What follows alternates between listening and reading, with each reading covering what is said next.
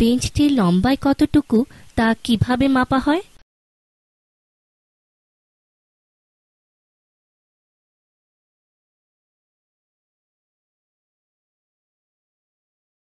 মৌলিক একক।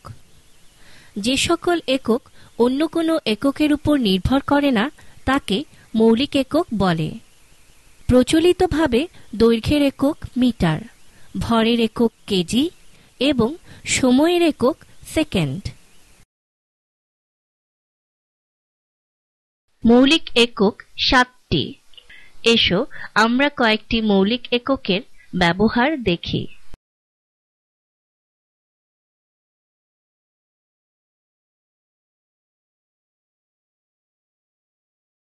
যেমন এই কাঠের দরজার দৈর্ঘ্য 6 ফুট ও প্রস্থ 2 ফুট মেপে তৈরি করা হয়েছে।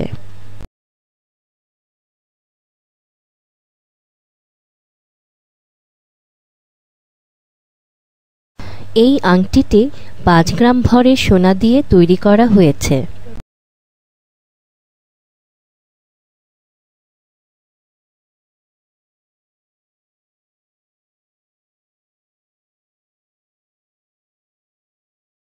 ডিজিটাল হাতঘড়িতে 5 সেকেন্ড সময় পার হয়েছে।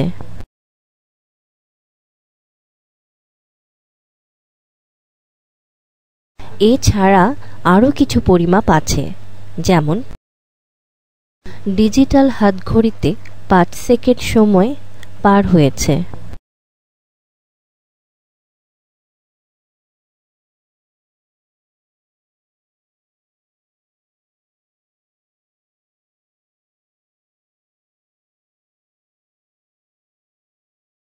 এছাড়া আরও কিছু পরিমাপ আছে, যেমন ডিজিটাল হাতঘড়িতে 5 সেকেন্ড সময় পার হয়েছে।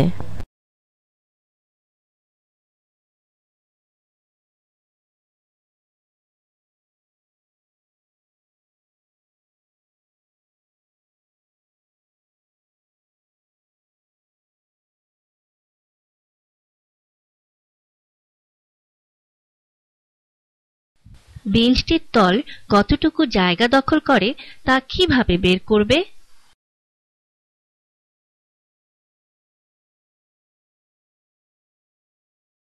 প্রত্যেকটি জিনিসের দৈর্ঘ্যকে প্রস্থ দিয়ে গুণ করলে জিনিসটির তল কতটুকু জায়গা দখল করে তা বের করা যাবে।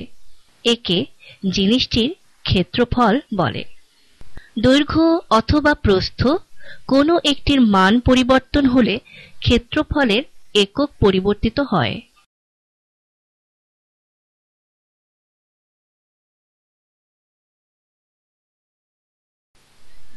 লব্ধ একক। একটি মৌলিক একককে আরেকটি মৌলিক একক দিয়ে গুণ বা ভাগ করে যে একক পাওয়া যায় তাকে লব্ধ একক বলে। দৈর্ঘ্যের একক ও প্রস্থের একক গুণ করলে ক্ষেত্রফলের একক পাওয়া যায়। এভাবে আয়তন, ঘনত্ব ইত্যাদির একক লব্ধ একক।